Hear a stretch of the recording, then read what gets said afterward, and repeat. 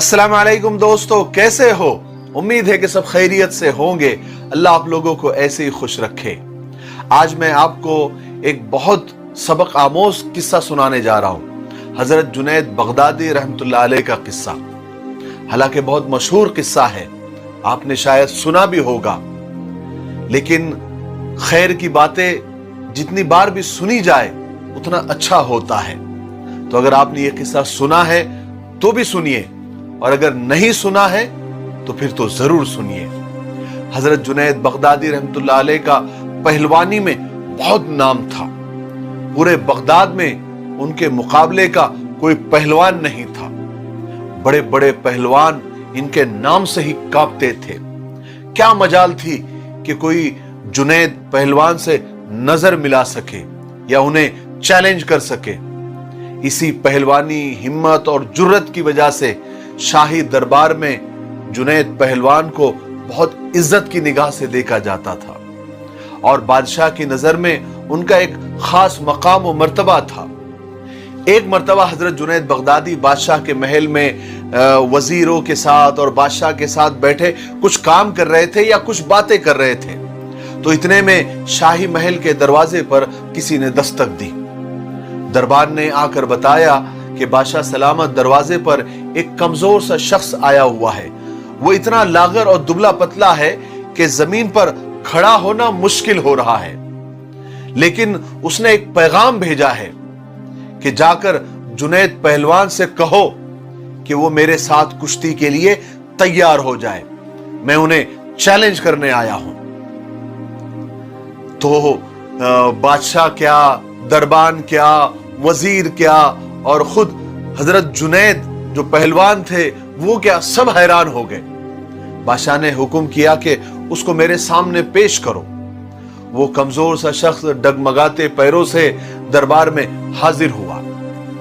तो बादशाह ने पूछा, तुम क्या चाहते हो?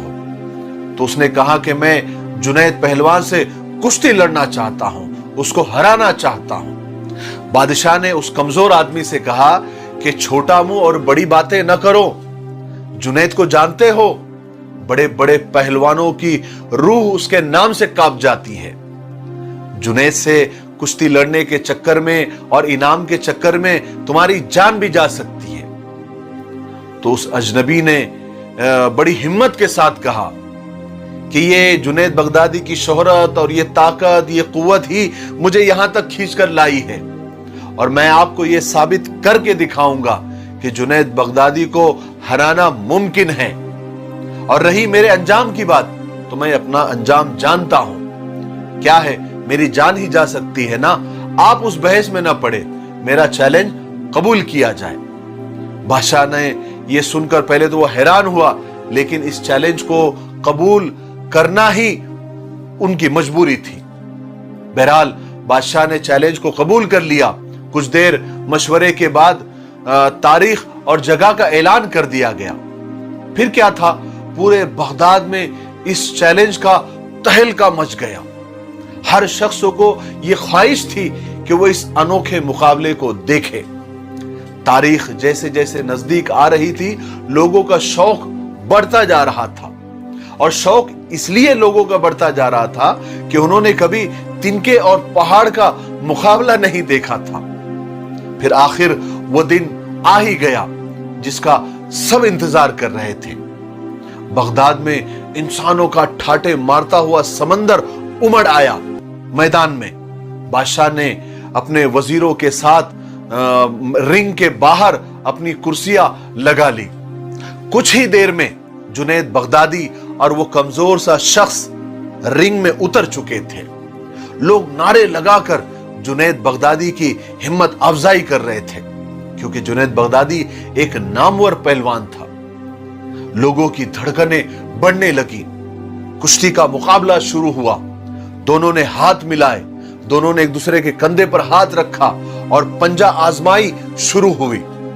इससे पहले कि जुनैद बगदादी कोई दाव चलते और उस कमजोर अजनबी को जमीन पर पटक देते, उससे पहले उस अजनबी ने जुनैद बगदादी से आहिस्ता से कहा कि ए जुनैद, अपना कान आगे लाओ, मुझे कुछ बोलना है।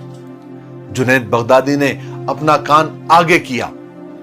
उस अजनबी ने जुनैद बगदादी के कान में कहा कि ए जुनैद, मैं कोई पहलवान नहीं हूं, जमाने का सताया हुआ हूं, मैं आले रसूल से हूं, यानी रसूल पाक सल्लल्लाहु अलैहि वसल्लम के खानदान से हूं, सैयद घराने से मेरा ताल्लुक है। मेरा छोटा परिवार कई दिनों से जंगल में भूखा पड़ा है। छोटे छोटे बच्चे भूख की वजह से बेजान हो चुके हैं। मैं सैयद हूं, गैरतमंद हूं, किसी से सवाल भी नहीं कर सकता, हाथ भी नहीं फैला सकता। और मैं तुमको बताऊं, सैयद जादियों के जिस्म पर कपड़े भी फटे हुए हैं, बड़ी मुश्किल से वो अपने तन को ढके हुए हैं, और मैं बड़ी मुश्किल से यहां तक पहुंचा हूं। मैंने इस उम्मीद पर तुम्हें कुश्ती का चैलेंज दिया हूं कि मैंने सुना है कि तुम हुजूर पाक सल्लल्लाहु अलैहि वसल्लम के घराने से बेहद मोहब्बत करते हो। ऐ जुनैद, आज खानदाने नबूवत की लाज रख लो। मैं वादा करता हूं कि तुमने अगर आज मेरी लाज रखी तो कल कयामत के दिन मैदान महशर में अपने नाना से कहकर फतह का ताज तुमको पहनाऊंगा। तुम्हारी आज की ये हार कल कयामत के दिन तुम्हारी जीत का सबब बनेगी, और ये तुम्हारी कुर्बानी जाया नहीं जाएगी। हाय हाय, उस अजनबी के ये चंद जुमले जुनैद बगदादी के जिगर के पार हो गए। आंखें भीग गई। सैयदजादे की इस पेशकश को बिना देर लगाए फौरन कबूल कर लिया, और अपनी आलमगीर शोहरत के बारे में भी नहीं सोचा।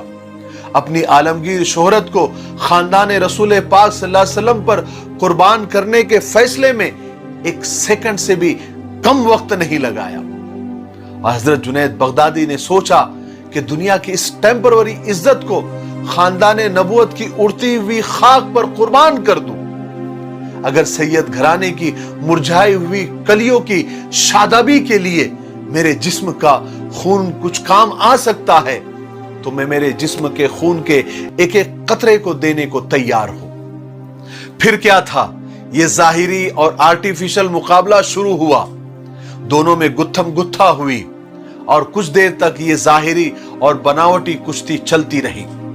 और थोड़ी ही देर में वक्त का सबसे बड़ा पहलवान चारों खाने चित पड़ा हुआ था, और वो अजनबी सैयदजादा जुनैद बगदादी के सीने पर बैठा जीतने का जश्न मना रहा था। पूरा मजमा सख्ते में आ गया। सबकी आंखें खुली की खुली रह गई। लोगों को यकीन नहीं आ रहा था कि इतना बड़ा पहलवान एक कमजोर से आदमी के सामने चारों खाने चित हो गया। लेकिन उस कुश्ती के बाद जुनैद पहलवान का वकार लोगों के दिल से खत्म हो गया। हर आदमी उन्हें हिकारत और जिल्लत की निगाह से देख रहा था। जिंदगी भर लोगों के दिलों में सिक्का जमाने वाला आज लोगों के ताने सुन रहा था। लेकिन वो जानता है और अल्लाह जानता है कि वो ये ताने क्यों सुन रहा था और उसने ये कुर्बानी क्यों दी थी। दूसरी तरफ उस सैयदजादे पर इनाम और इकराम की बारिश होने लगी, उसकी वाहवाही होने लगी। उसने बहुत सारा इनाम जमा करके वो तो जंगल में चला गया। रात में हजरत जुनैद बगदादी रहमतुल्लाह अलैह जब बिस्तर पर आए तो उनके दिमाग में वही उस सैयदजादे के जुमले गूंज रहे थे कि ऐ जुनैद, आज मेरी लाज रख लो, आज सैयद घराने की लाज रख लो, आज अहले बैत की लाज रख लो। कल कयामत के दिन मेरे नाना से कहकर मैं तुम्हारी लाज रखूंगा और इज्जत का ताज तुमको पहनाऊंगा। यही सोचते सोचते हजरत जुनैद बगदादी को आंख लग गई। क्या था, फिर उन्होंने आप सल्लल्लाहु अलैहि वसल्लम की जियारत की, और आप सल्लल्लाहु अलैहि वसल्लम ख्वाब में हजरत जुनैद से फरमा रहे हैं कि ऐ जुनैद उठो, आज तुमने मेरे खानदान के बेटे और बेटियों की लाज रखी है। अल्लाह ने कयामत से पहले ही तुमको और तुम्हारे नाम को अपने करीबी दोस्तों और औलिया इकराम में लिख दिया है। ऐ जुनैद, तुमको मुबारक हो। और रसूल पाक सल्लल्लाहु अलैहि वसल्लम ने जुनैद बगदादी को अपने सीने से लगाया। सीने से लगने के बाद जुनैद बगदादी को क्या मिला वो अल्लाह जाने, अल्लाह का रसूल जाने। लेकिन जब नींद से बेदार हुए तो दुनिया बदली बदली नजर आने लगी। सब कुछ चमकता हुआ नजर आ रहा था। सारी दुनिया जुनैद बगदादी रहमतुल्लाह अलैह के कदमों में निछावर हो रही थी। यहां तक कि बादशाह वक्त ने अपना कीमती ताज उतार कर जुनैद बगदादी के कदमों में रख दिया। सुभान अल्लाह। और ये मकाम और मर्तबा हजरत जुनैद बगदादी को सिर्फ और सिर्फ अहले बैत से मोहब्बत, उनसे इश्क और उनके एहतराम का इनाम था कि अल्लाह ताला ने अपने वलियों की जमात में हजरत जुनैद बगदादी रहमतुल्लाह अलैह को शामिल फरमा दिया था, जिनके बारे में अल्लाह ताला फरमाते हैं कि ला खौफुन अलैहिम वला हुम यहज़नून। मुझे उम्मीद है कि आपको इस किस्से से बहुत कुछ सीखने को मिला होगा। मेरे लिए और पूरी उम्मत के लिए दुआ करते रहें। अस्सलाम वालेकुम।